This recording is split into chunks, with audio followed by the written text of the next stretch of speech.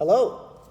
What's up, Brandon? How you doing? All right, how you Good to doing, see sir? We are here with the legendary coral belt, Carlos Machado. It's an honor and a pleasure. On a personal note, like we talked about earlier, I first met you, I was like 14, 15 years old in California. Wow. Yeah. Time flies, huh? Yeah, I still use one of the arm bars that you did at that seminar. Well, back then it wasn't always seminars; it was like just sharing knowledge. Yeah. But so we're here at his super secret training facility. Secret, man. In Dallas, Texas. But this area is more of a place where you like spread your videos to your affiliates, and that's what you use this place for, a quiet place. But we'll get into that on that subject. Anyhow, so one of the infamous Machado Brothers, and based out of Dallas, Texas, schools all over the United States and the world. And so, man, I've been trying to get this interview for like 6 months. Oh my goodness, I'm so sorry. Yeah. No, you're good. You're good. Yeah. We're both busy. Anyways, man, so, we got a little bit of a timeline here. All right. I want to let you talk it up. But the main thing, like I've got childhood written on there, and it's because just me personally being connected to John Jock and his black belts when I lived in California. I knew the Machado story, right? Mm-hmm. And I think that as time has gone by, some of the people outside of your organization don't realize how you grew up, where you grew up, with what other family name you grew up with. Sure. And some of that amazing history. That's why when I advertised this interview on the Facebook, I had those black and white pictures I stole from your Facebook. Did you notice that? Yeah, man. And I had more hair at that time, right? Yeah. Didn't we all, right? I tell you. So tell us a little. It's your time to chat, and tell us how it all started. How did the Carlos Machado story start? I'm telling you what. The whole thing with Jiu-Jitsu, my mom was sister. Her sister was the last wife of late Master Carlos Gracie, Sr. And Helio Gracie I consider like an uncle, although we are not blood related. I have a relationship with several of the Gracies, like Hanzo, for instance. His mom is cousin to my mom. So I always joke about that.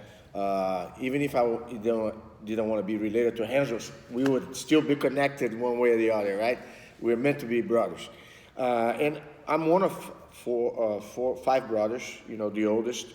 And it was a natural thing. My mom wanted us to grow up because she had been exposed to this history of Jiu-Jitsu prior to us being born.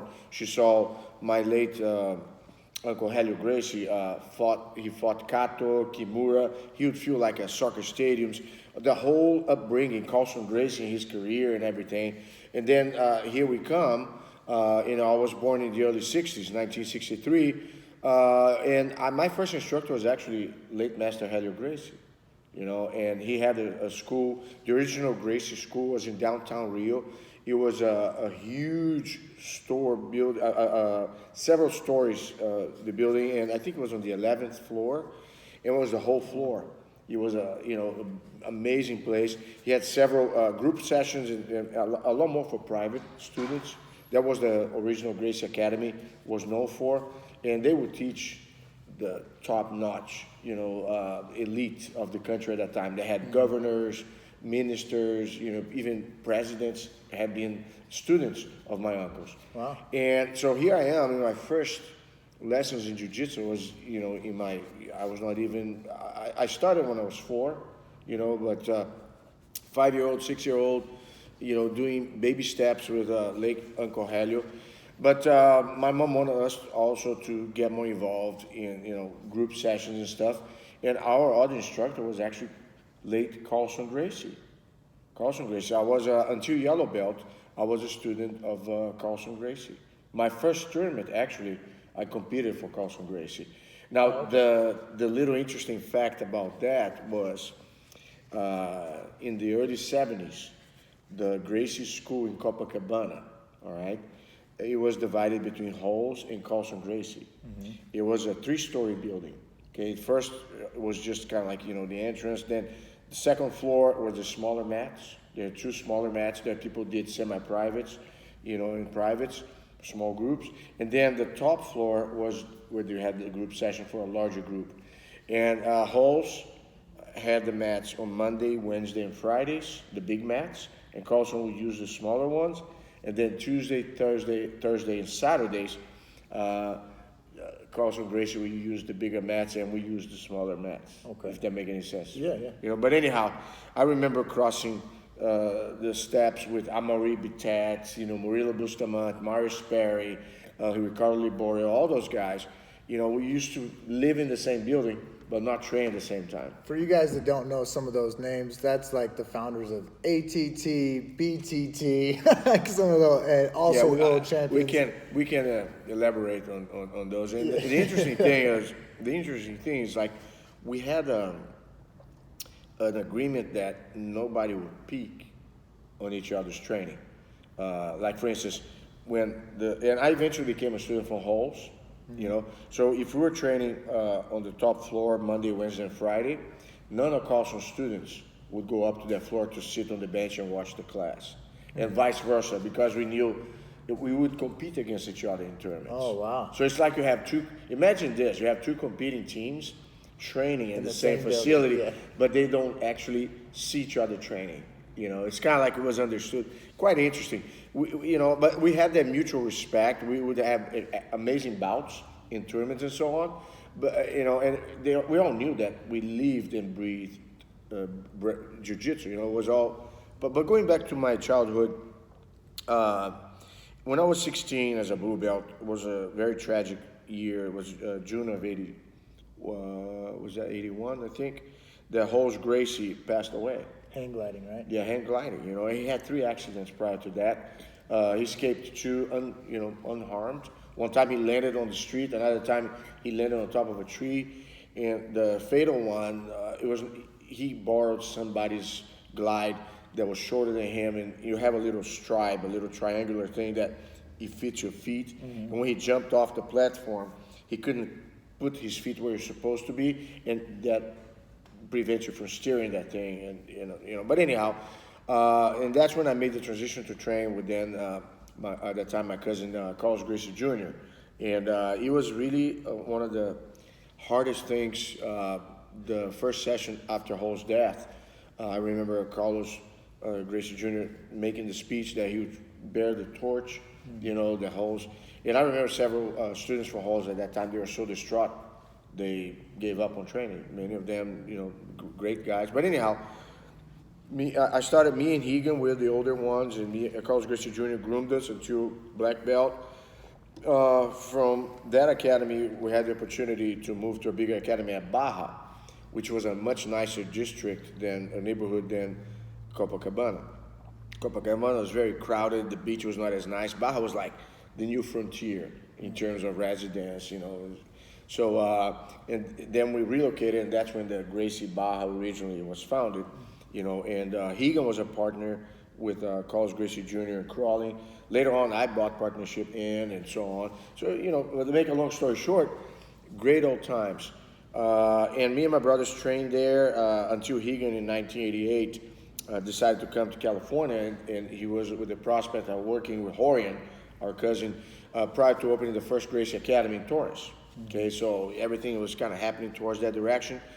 And Hegan spent a year, he had such a great time. At that time, they would do garage studios, So before the Gracie Academy was built, Hickson had his house, a double car garage.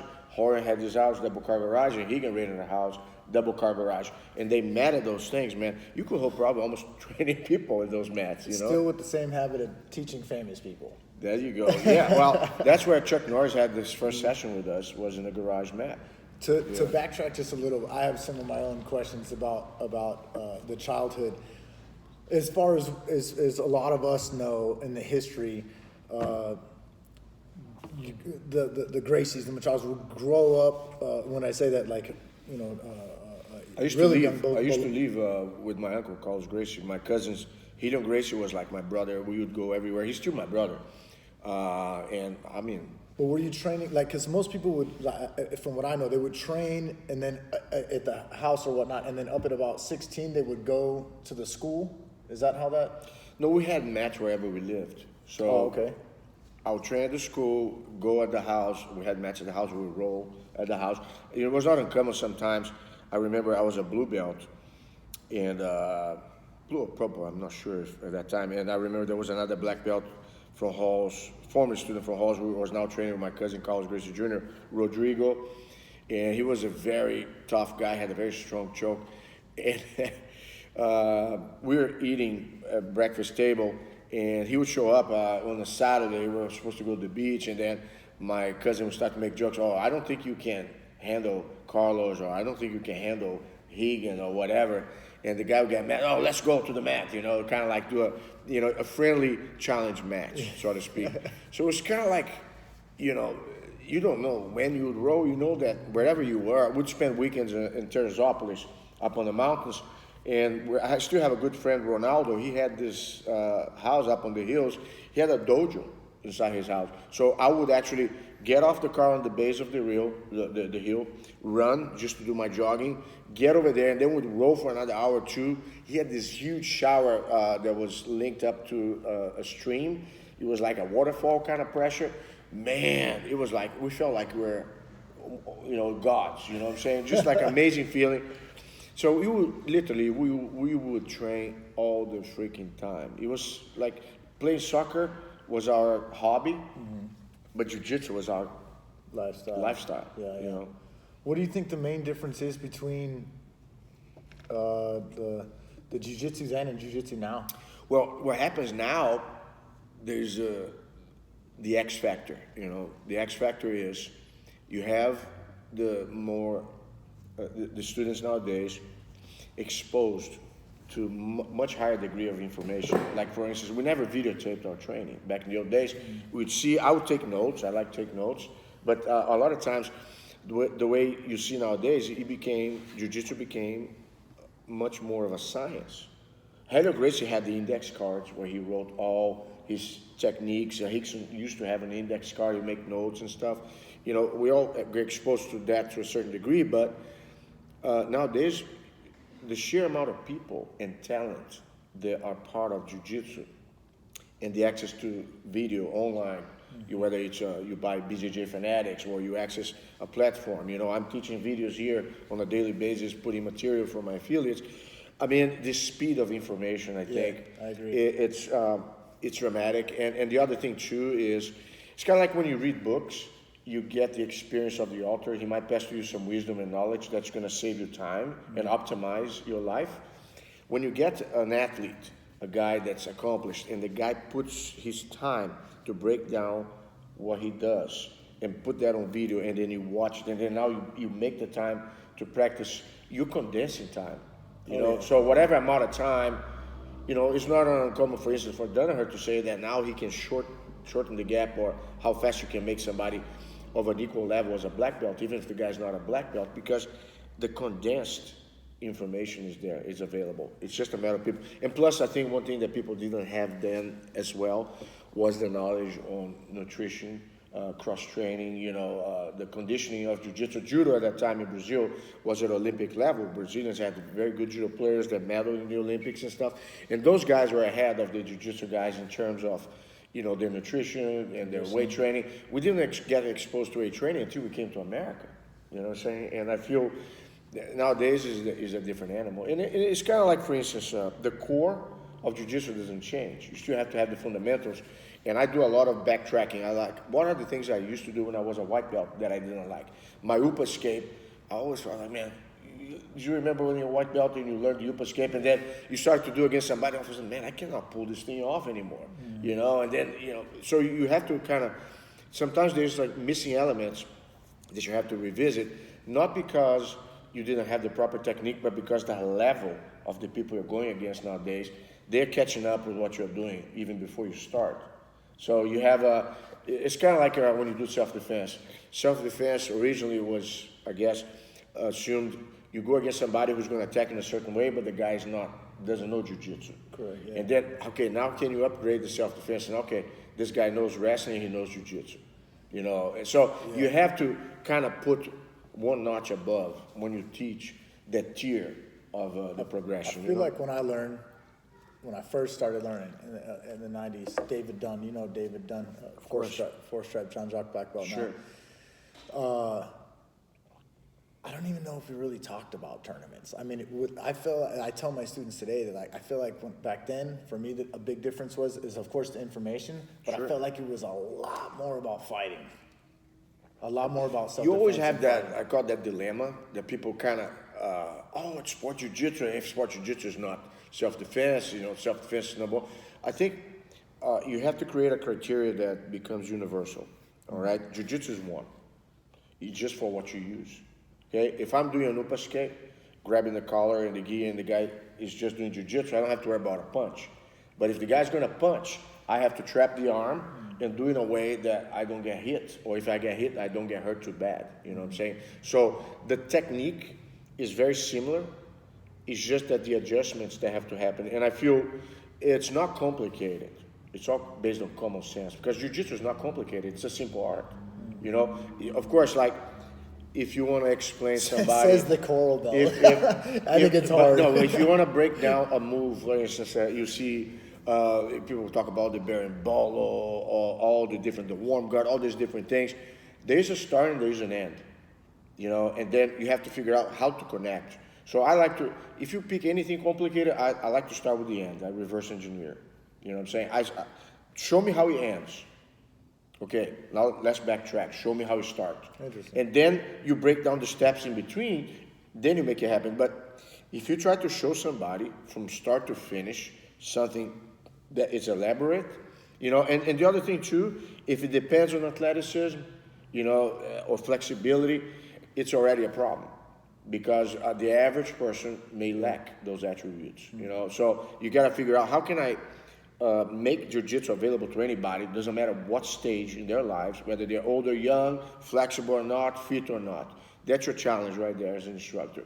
And of course, you have the prodigies. The guy's a Michael Jordan of jiu-jitsu, man, I'm going to just feed that guy everything and then let him just create on his own, Eddie Bravo, when he came with the rubber guard, I'm sure that there are other people flexible like him that could cross both feet behind the head, but he's the one that devised the name, and I give him a lot of credit for the 10th planet. One thing that I think has set him apart from a lot of other guys was he nailed down the terminology. Mm-hmm. He was able to use, when you say rubber guard, electric chair, the truck, whatever you call, it just literally, it's one step ahead in terms of when you teach, there's the visual that comes along. I think it helps with coaching. When I yelling at a tournament and I say, go to the truck, or they know exactly what so there's a lot, I think, in this regard. I think the gap nowadays, too, is how can you make the language more accessible that accelerates the ability of people to understand and practice? Because one of the challenges is you teach somebody who's not acquainted with jiu-jitsu, and you try to elaborate too much, explain too much. It's like you watch a YouTube of a guy explaining a move, it takes 10 minutes for the guy to show you how to do a triangle. Yeah. I said, man, you can just fast forward that thing to the last minute. Yeah. Just watch the last 30 seconds, and then you just go far back enough just to see, just weed out, because there's such a thing too as overload. Yes. And I feel like when you teach, there's no time to waste. So like you said, coaching, it's the language. I could be an awesome champion in, AGF tournaments. People look at me, man, that guy's a prodigy. Then when I go teach, if I don't have the language to translate what I know, it creates a gap that it's kind of ironic, because you have a lot of guys who are accomplished competitors or good fighters, but they don't have the ability to instruct, compared to a guy who's an average Joe, but he's really good at break things down. So in the end of the day, who's going to produce the best students? Sometimes I think that could also come from that competitor, especially when you get to a really high level. I feel like they concentrate on themselves more. They're not so concerned with teaching other people, or sometimes not even teaching their game. They just want to make themselves better, get themselves better. So I think they go so far down that wormhole that that's why a lot of those guys can't translate it. I don't think it's selfishness. I think it's objective in goals. I'm not saying selfish. Yeah. If I want to be a world champ and that's the only thing that matters to me, I don't want to pass any legacy, I don't want to create anything, I'm going to just spend every day just doing what is for me and just not worry about anybody else. Yeah, but I do feel that there's a point in time, like you said, when you grow older, there's something you want to leave behind. I think all of us, especially if you do jiu-jitsu long enough, competitor's career lasts to a certain amount. Now with the masters and everything like that, you can have a resurgence. If you want to do your competition at a later time, you still can. But in terms of what else is out there for you, after you accomplish everything that you can think of in terms of competition, and I give them the right. But I feel the lifestyle for me is their steps. From worrying about myself, then I start to share with others, then I start to focus on others, and it goes back to me. What motivates me to stay on the mat is to make sure that I troubleshoot and improve my jiu-jitsu so my students can have a better version of what I know compared to what I used to have at their stage when they started. You're always learning. Last time I actually shared the mats with you, we had Gordon Ryan at your school. It's like the largest seminar I've ever been to. That was 160. Yep. Was it 160? 169 people. Yeah. It was a lot of people, but and it was excellent. And the jiu-jitsu community appreciates that too. When schools have a big enough school, because you got to have mat space for that stuff. Some people want to bring them in, but they don't have the mat space for it. But when you bring in people like that, we can all advance. And it shows. Hey, Carlos is still into this mentally, emotionally. He still wants to improve his game, improve his students' game, and with that comes humility. You're humble. Nobody knows it all, and there's always more that you can add. And like you said, condensed knowledge. Yeah. Imagine the amount of time that a guy like Gordon Ryan spends training and perfecting his techniques. When he goes to share, even if I don't train 8 hours a day and I do all the tournaments, I spend some time with him. I'll try to get 1 or 2 takes away, something that I feel I can carry on. That's always what I feel. I'm trying to dig for gold. You get the gold nuggets, what I'm saying? And jiu-jitsu is about that. After a while, I think it's not adding more knowledge, it's by seeing what other people do that you can improve your game. But like I said, don't miss out the core, because you always have to go back. It's like, from a psychological perspective, if you had childhood issues, if you had a bad upbringing, and then you're an adult nowadays, you have something that lurks underneath your mind that still is there, So a lot of times you have to go back and figure out what was the problem that I had, get rid of that crap, not worry about it anymore. So nowadays I can function in an optimal level, emotionally. Jiu-jitsu is the same thing. Sometimes why is my sweep not working anymore? The way I do the scissor sweep today, I can actually do almost as well then I do the hook flip, which is my number one reversal, But before it was like, and the hooks, the sweep is a setup for chokes, a setup for, like Margarita, the retired, black belt. You remember his match against Fabio Gurgel, for instance. He got the choke. He did that in every tournament he competed. He would hook you, try to sweep, you didn't go, he would come back and boom, overhand, X choke. Simple combination. Simple combination, man. But it's so, and that's the thing with jiu-jitsu. I call that the Central Park style, New York style. You have 3 things, because the guy has 3 cups, right? I got 3 cups here, and then I put a little fur ball inside one of the cups, and I start to mix it up. And then when you look, even despite the fact you see the objects here, if I speed up a little bit, you may not figure out exactly where the fur ball is going to be hiding, right?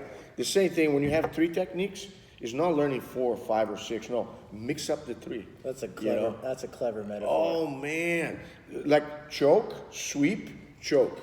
I love that. You know what I'm saying? I need more fur balls in my life. Yeah, man. Believe me, and it's just it optimizes because the student can see that, but the person who you're going against cannot. Mm-hmm. Even if he knows what you're doing, he doesn't know in which order. Mm-hmm. And when the guy doesn't want to get swept, the last thing that he's going to think about is the choke. When he doesn't want to get choked, the last thing he's going to think is about is the sweep. Mm-hmm.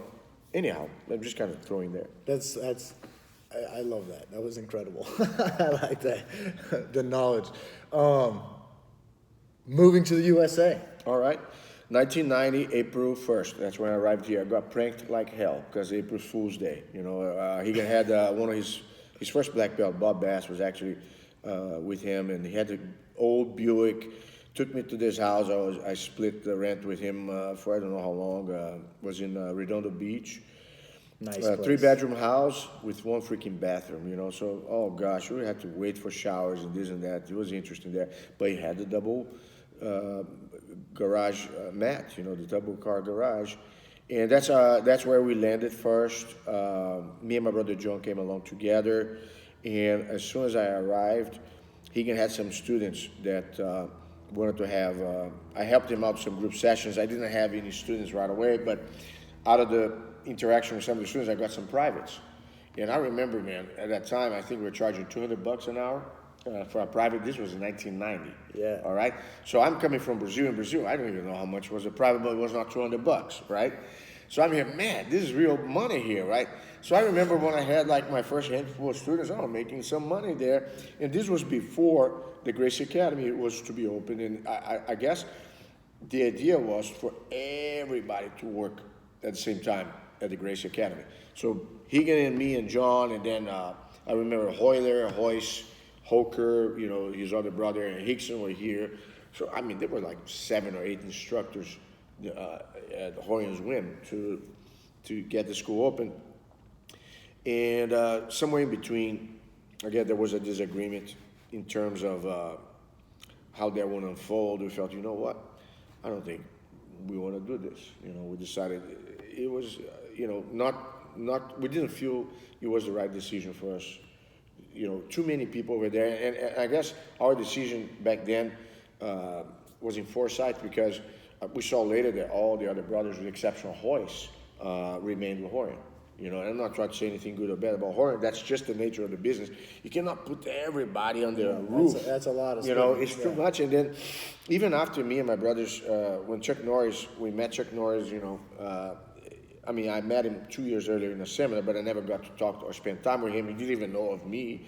But we got hooked up with him, and he came to our 3-bedroom house and had a session with us in the garage. And then he went to his house, taught a few privates here and there. And then he decided, you know what, I'm going to help out these boys. You know, I guess he enjoyed seeing us, you know, there and this and that. And he and his partner, Bob Wall, owned the mall. They were partners in the mall. And for our first year, we didn't have rent. He set up the school, and that's how we started, you know. Like a plaza, you mean, though? Yeah. Wall Street Plaza. Yeah. That was the name of it. And, you know, ironically, I remember, too, he had a demo at the atrium of the place where one of our students invited an LA Times reporter, and they put a big picture. It was almost full page on the sports, on the back page of the sports section. And it has the titles like this: Ambassadors of the Gentle Art, all right? And then it's a picture of Chuck Norris putting a back choke on me. And we literally, I kid you not, this was before internet, online marketing, and everything like that. Yeah, we everyone read the newspaper. Yeah, we got probably 150 new members in a month. Oh, wow. You know, like, I mean, oh, wow. it was, because at that time, there was like, people said, Chuck Norris? Yeah. He's doing jiu-jitsu with these guys? And we had a floodgate of people showing us, you know, and that gave us enough juice to open our second location in Redondo Beach, you know. And then Chuck Norris eventually came to Texas in '92 to start his show, Walker, Texas Ranger. And, you know, he would always go back to LA. He still had the house there. And, you know, he would say, man, you guys got to come to Dallas, man. You this and that and stuff. And I was working with my brothers here and there. Eventually, we split. Jean-Jacques and John kept Tarzana, which was our first school. We had the mall with Chuck Norris. And me and Higan and then Roger kept the Redondo Beach, right? But then I felt like, man, I was like, I'm here. We're not going anywhere like this. All of us are splitting from the same pie, you know? And we started to have seminars, offers and stuff. And, you know, you live in California, anywhere you go in the country, it's like overseas trip. So I said, you know what? If I live in Dallas, I cut half my travel time, okay? So I said, you know what? Chuck Norris made an offer I couldn't refuse. He said, if you don't make it in Dallas, I'll turn you to some actor here on my piece, you know? So I said, what? I'm going to be a movie star? I'm in. So I probably, from all the brothers, I was the most beat up. by Chuck Norris. That's my claim to fame right there. Chuck Norris beat me up, and I'm still here talking. All right, but so I remember the first dojo that I had was inside his TV studio. We had an empty room that he put a wrestling mat, a desk, and a phone. Man, a lot of these guys today, Travis Luter, Tim Burrell in the East Coast, and a lot of the black belts that I have now, they originally started training with me back then in that little piece of mat. But the problem is I outgrew the space. We would conflict with the schedule of the TV show, and they had a little buzzer with the red lights above our door frame that whenever that thing lit and buzzed, everybody had to be quiet because they were filming. Yeah. And so it created a bit of a disruption. So I told Chuck, you know what, I'm going to look for a space here and there. So eventually I went to a couple of different places and eventually found our location on Midway Road. And that's the Carlos Machado Jiu-Jitsu has always been in this particular area, up to now where we have our facility there. That I think is our nicest one. And so that's kind of how we went, man. But it was not an easy thing in terms of, I left Brazil, left part of my family behind, but I was still with my brothers back in California. When I left California and went to Texas, I was on my own for the first time. I was just going to compliment you on some of that courage. You went from another country and then you I felt kind of like the weight of it after the fact. Like, man, I remember we set up like an episode with all the brothers maybe a few weeks after I moved. And all the brothers came, spent the weekend, everything was fun. Then I had to take all of them to the airport. And I almost cried. I was crying in the car because I felt like, man, I don't have anybody here, immediate family. So I had the urge to kind of build these students because my concern there was like, man, I got to get my guys good so I can get good training partners. There was not that many black belts for me, anywhere near for me to practice. Yeah. I would go to California all the time to roll my brothers and some of my brother's students, but still, just kind of like, but eventually everything, was the right decision because, I felt that when you have a mission, you don't know that you are in the making of it. It's funny, history is interesting because if you're a character in the piece of the plot, you don't see it until years go by and you look back, oh man, I was in the right place at the right time. And I felt somewhat that was the case with me. I couldn't foresee, I never worried about, I'm going to be godfather of Jiu-Jitsu in Texas, the first, black belt official to start the whole thing and spread the seeds. I never imagined or anticipated that, but that's kind of, I guess, my place in history, if anything. Oh, for sure, the godfather of Jiu-Jitsu in Texas. I mean, first of all, you're first. Second of all, Southwest, yeah. Yeah, Southwest, yeah. I mean, as a being younger and not growing up like you did, and just kind of knowing the general history, I speak for some people, not everyone, but we didn't know, like some of the general public, if the Gracies sent Enzo to New York, Carlson to Chicago, you to Dallas. I think Helson was in Hawaii, right? First version. Yeah.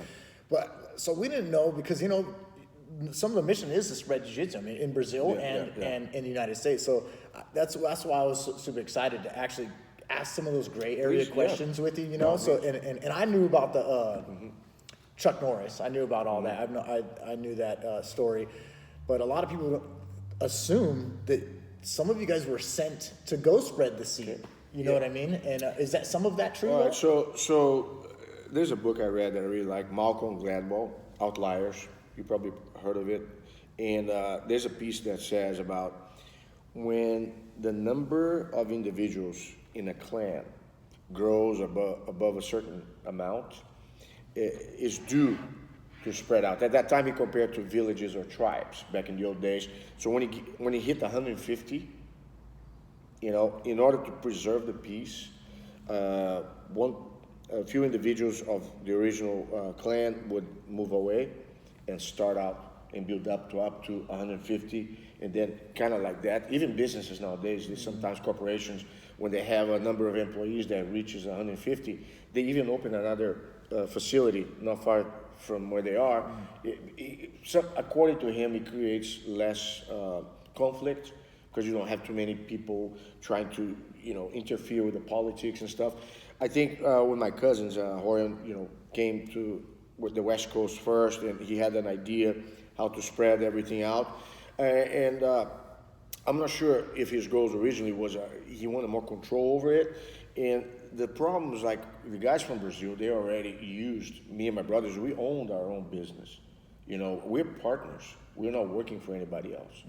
And the same thing with Hickson and Hoyler and so on. So I feel when we all came somewhat the same spot, it was hard to keep all of us under the roof. Hansel came a little later, and Hansel was already straight going to New York.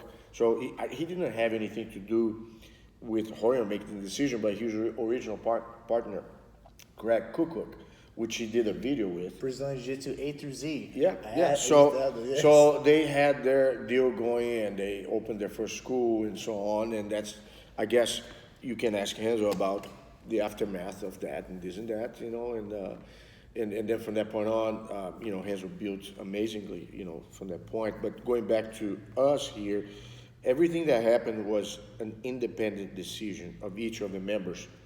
Like, Horian had no say, or anybody else had no say on me going to Texas, and I don't think Helson going to Hawaii had anything to do with anybody making the decision for him, or like I said, Hansel in New York. It was something that U.S. is a continental size country, you know, like Brazil. It's immense, you know, so if you're going to do it, you cannot just all. I know Brazilians like Florida, now they like San Diego, they like the sun, the beach, the surf. So you're going to see congregation of a lot of people that migrate from Brazil to pick certain areas that remind them of their home place, you know, their country.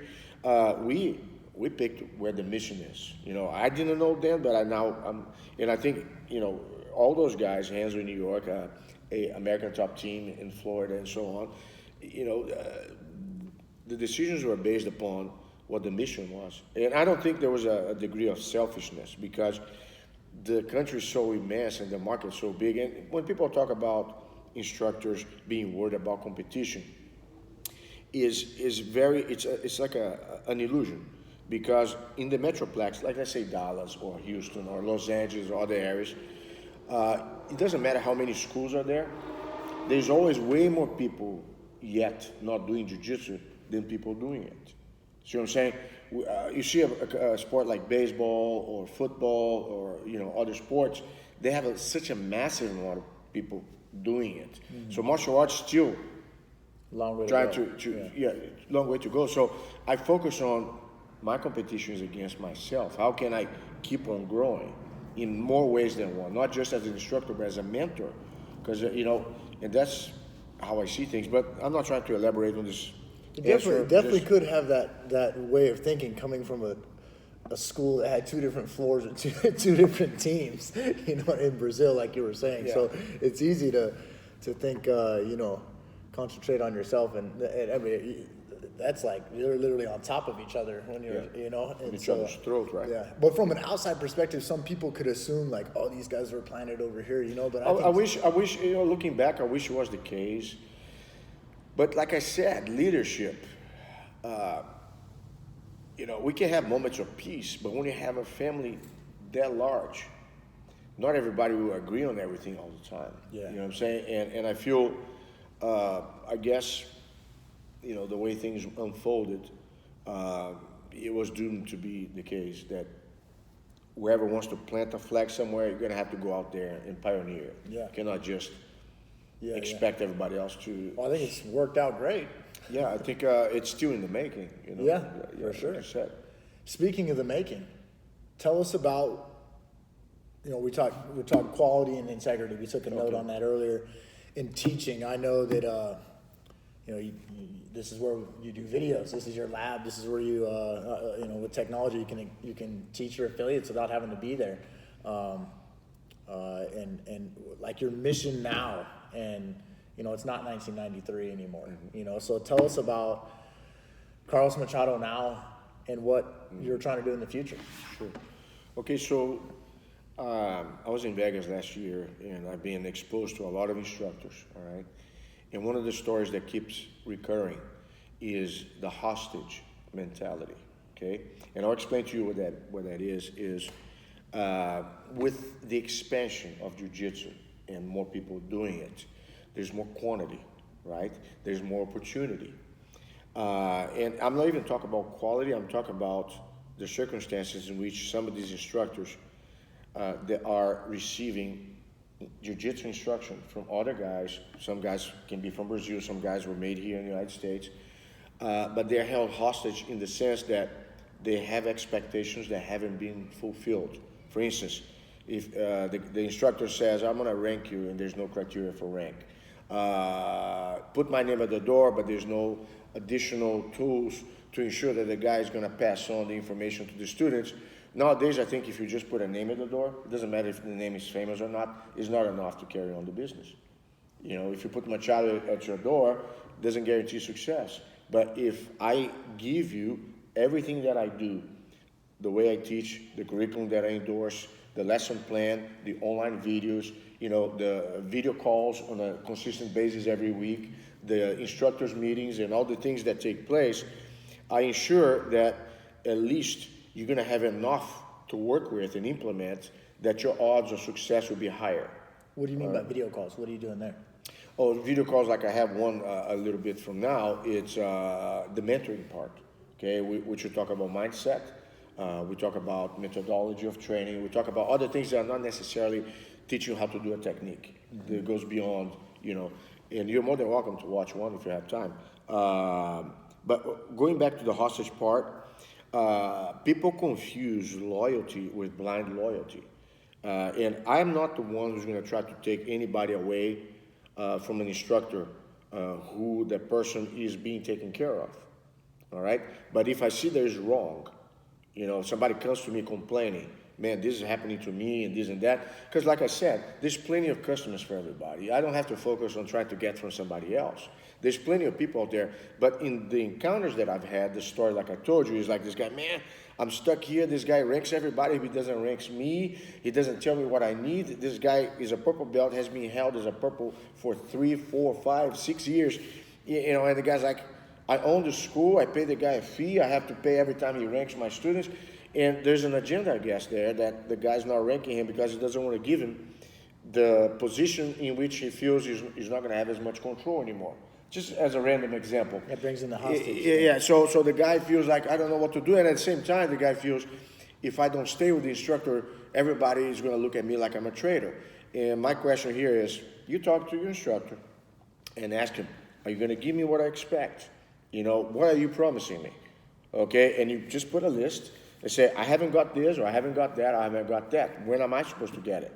And then if that doesn't happen, you have evidence that he's not doing his part. So you shouldn't be loyal to somebody who fails to give you what he promises.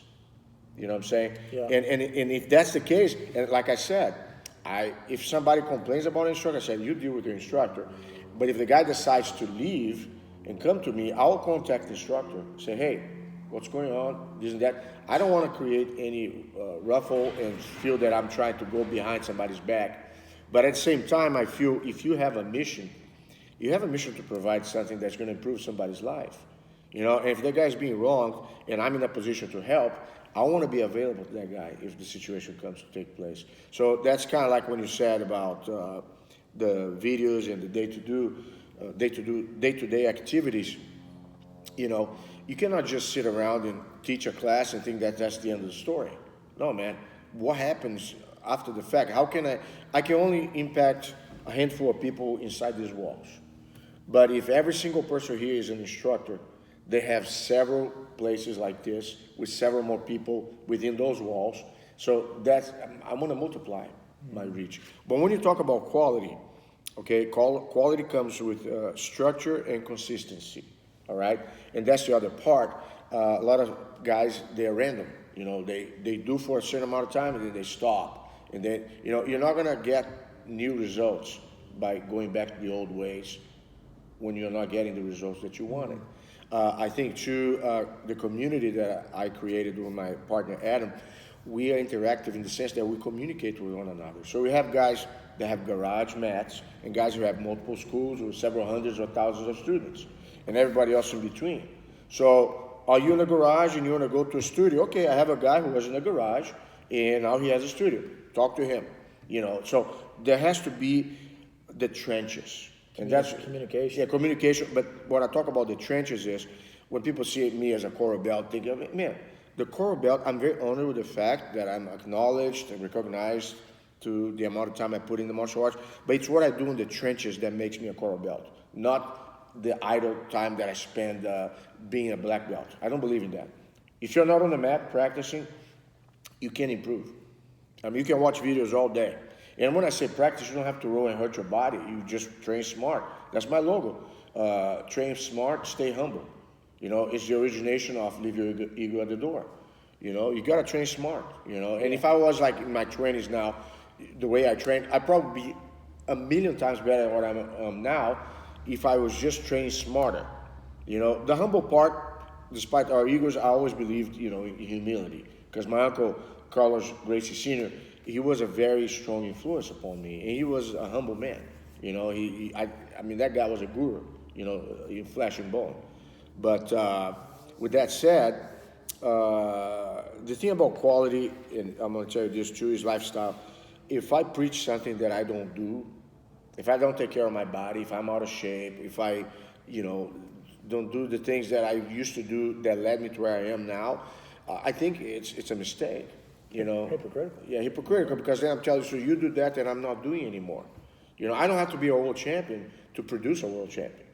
You know what I'm saying? I have to just give him all the mentoring and the knowledge and the strategy, and maybe borrow the brains of other people that have the qualifications to speed that process, conditioning coach, a wrestling coach, and we all, like in MMA, you know what I'm saying? MMA, you don't have one guy that teaches everything. You have a group of guys that focus on the athlete and give the best of each of their disciplines to maximize the guy's potential, you know, so anyhow.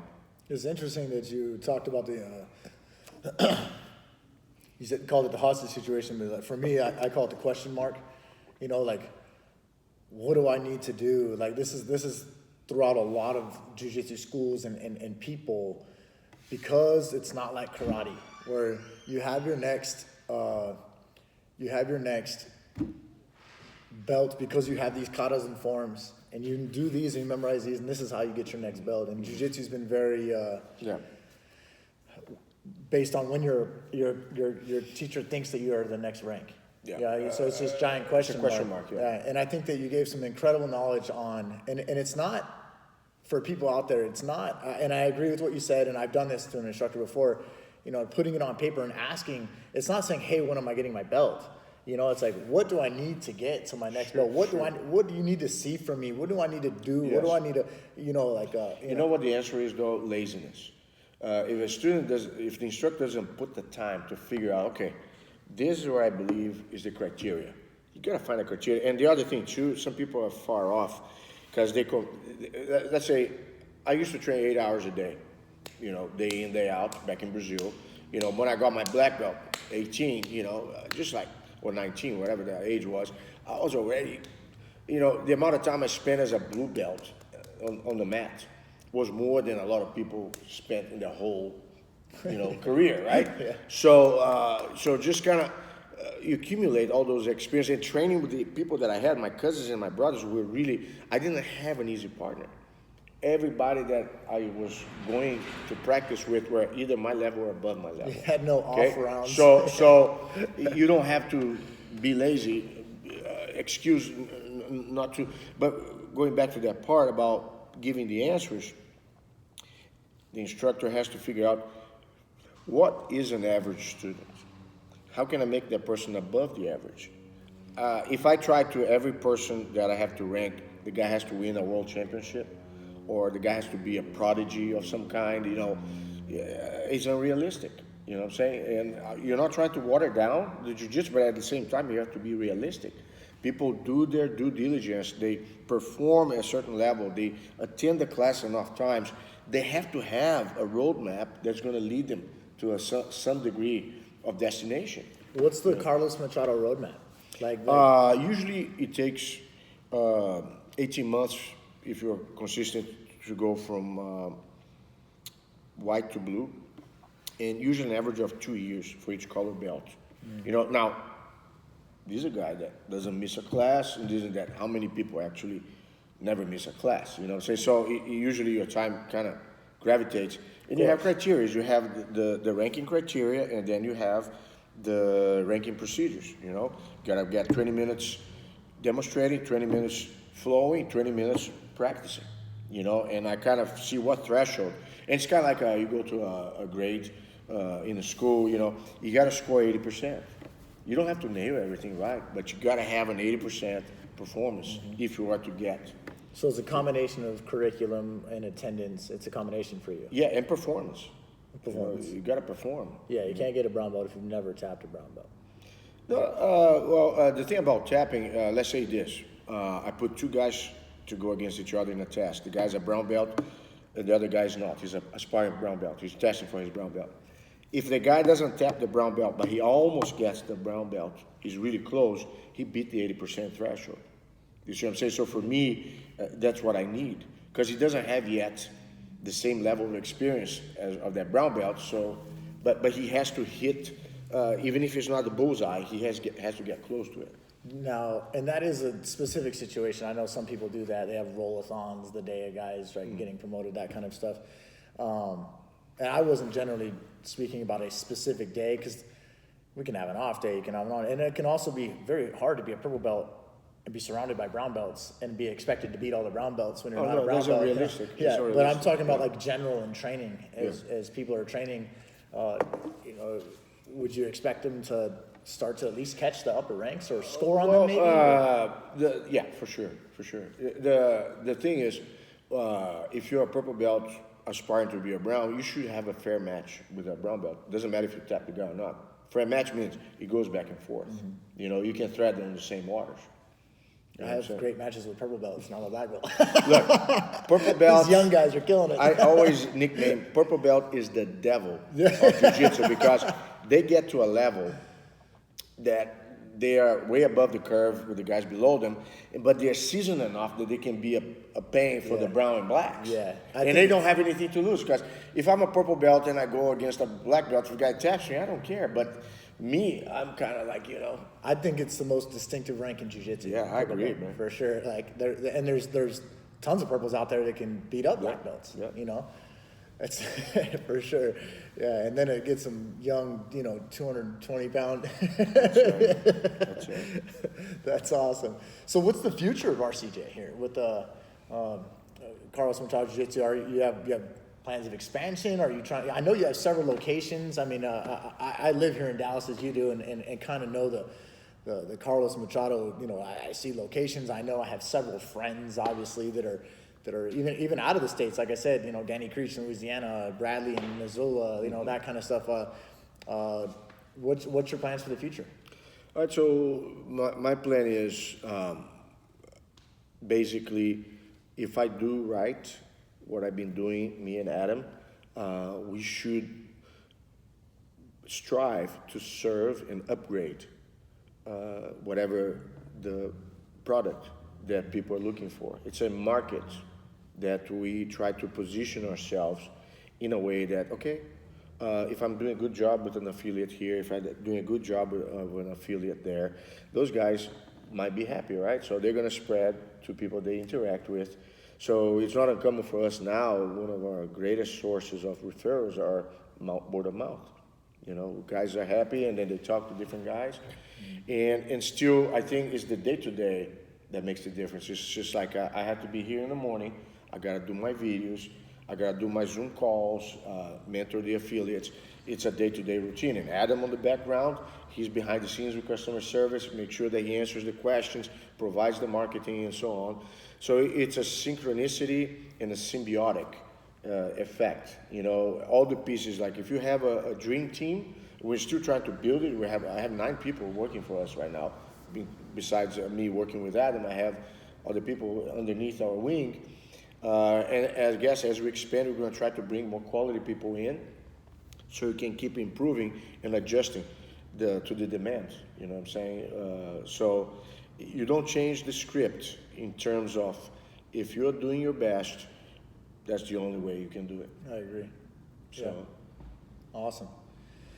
Well, that's pretty awesome information. There's a lot to process for some of the people out there because you have so much experience, not just with growing up a Machado and in Brazil, but started jiu-jitsu in an area where it wasn't there.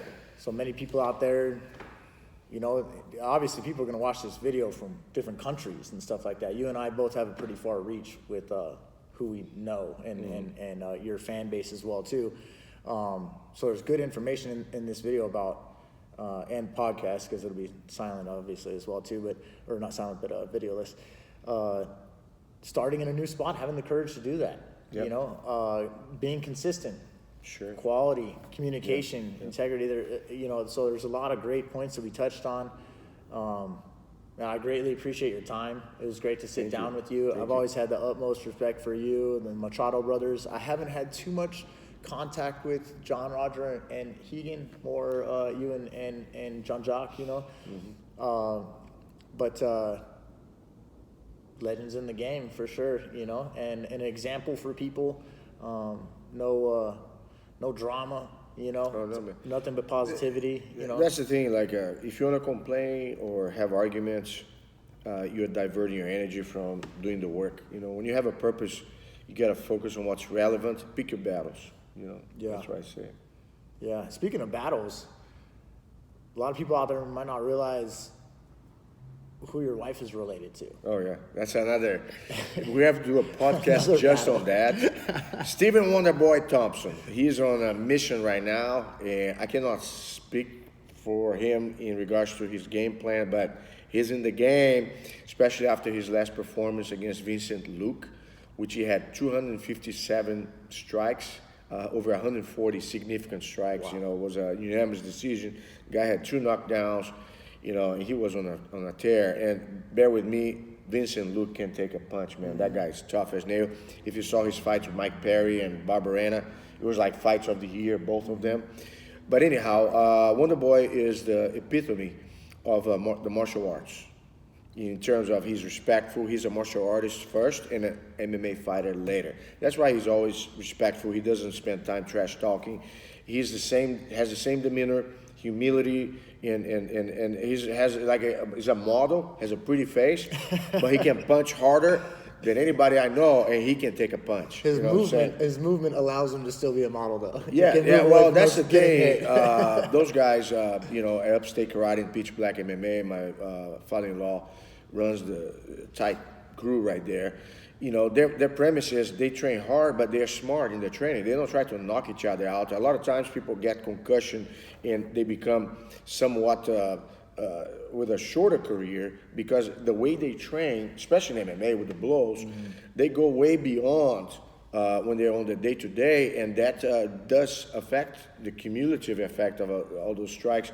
So when you go and watch Wonderboy, they do their footwork, they do their training, and they're consistent with it in the sense that they protect each other. You know, that thing about protecting your training partner. Man, you know, in jiu-jitsu, I guess it's easier for you to do it when you was doing MMA training with the hits and strikes. Yeah, your chin has a lifespan. You know, so, and I think I'm excited. I think I can't tell for sure, and I'm not allowed to say what's happening with him until it's publicized, because, you know, the UFC behind the scenes, you cannot make posts, but he's going to be fighting sometime in the near future, and I'm pretty excited about it. Have you cornered him in all of his UFC fights? Or I've been in almost every one of their fights. I used to train him a lot more than I do now. Now, what happens with Wonderboy, he has his core group of guys that stays on his corner. Me and his dad, and then he has a wrestling coach, that's Coach Thomas Lee, you know, and then now Carl Reed, you know, who is a training partner of his. You know, Chris Weidman here and there has been on his corner. He goes to Chris Weidman's gyms here and there.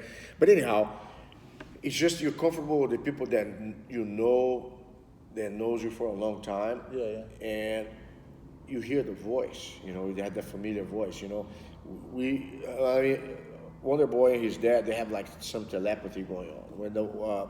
If you saw his fight, one of his fights, he said, spin. He spun and knocked the guy out, you know, in one shot. You just like Trust. Ellenberger, Jake Ellenberger. Yeah. With Jake Ellenberger. So it's just like, you know, they haven't seen. And me, I don't actually tell Wonderboy what to do. If I see anything that needs to be addressed, I tell his dad, and his dad voices that. So he's used to that. Voice tone and that same voice on and on. It's really interesting to see, and it's a unique situation that not every family you're gonna have a father and son, and the father's the coach for the whole career and work to that degree. A lot of times, you know, that bumping heads and this and that. My wife, she actually, until Wonderboy was 15, she used to be the top gun at the school. Only after he turned 15, he started to kind of catch up to her, you know. So she had 2 professional fights before I met her, and she, in karate, she has won. She has more trophies than I can count. So the wife is dangerous. Yeah, man. I didn't know what a liver shot was until after I married my wife. She gave me actually a kidney shot. And man, my knee buckled, you know, and it was just for fun. I was in the kitchen and she kind of caught me from behind. I was like, oh, amazing family. I don't want to see arguments at your house. It's an amazing family, man, amazing family. My other brother-in-law, Evan Thompson, runs Carlos Machado location, Jiu-Jitsu Academy in the Colony. So I'm blessed to have the Thompsons as family. That's for sure. Awesome. It's definitely an interesting story too. When you work, like you said, with someone with so long, even though they're dad and son, but like I my first black belt, I've 12 years with him, but like I can know the instant that he's tired. I know the instant he's nervous. I know the instant, all that kind of, if he's doing the feeling out process. Sometimes other coaches, you detect things right away. Yeah, and right being away. A father and son and working so hard, especially because Wonderboy's probably been trained since he was a kid, like a child. Oh, yeah. 3-4-year-old. Yeah, geez, yeah. So like he knows everything there. Yeah, and all right, well, we're getting a call. I know you got to get to your Zoom videos, you know.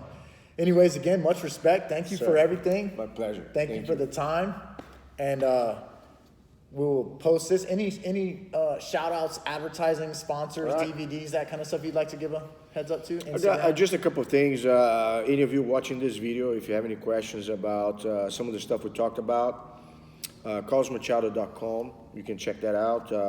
I have a video now, not a video, I'm sorry, a book on Amazon on quotes, Putting the Pieces Together by Carlos Machado. This is kind of like I spilled the beans. I'll give you a copy in a second if you don't have that yet. It's just all the experiences that I had with my students and some stuff that went on in my life. I like to write, and quotes for me is a way to kind of vent some of the feelings that I have at any given time. And my YouTube channel that I just started, so you guys check it out. I guess we're gonna tag that. Yes, so just check out Carlos Machado YouTube channel. I'm gonna spill some secrets there for you guys. All right, thank you.